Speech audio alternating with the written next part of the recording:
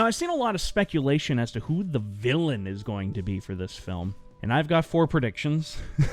I've got 4 predictions. It's going to be Spacegodzilla, or Gigan, maybe another King Ghidorah, or an original kaiju for the Monsterverse.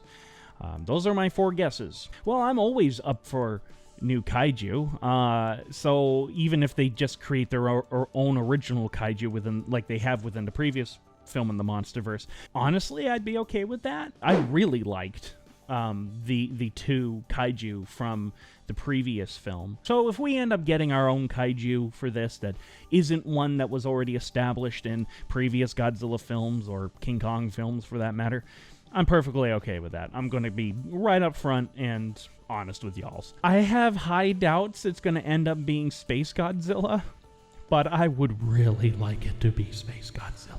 It would be really cool for him to make a comeback. Really cool.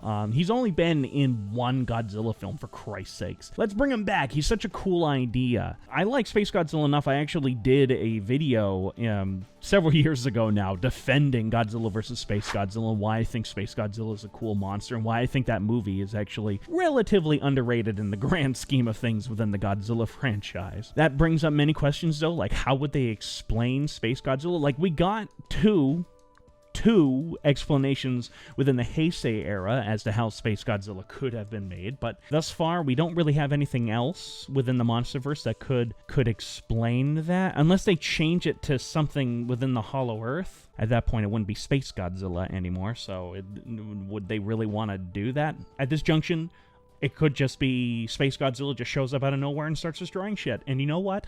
I'd buy it. Gigan and King Ghidorah can easily be explained within this universe. I mean, we already had King Ghidorah. You know, we already established that he is from outer space.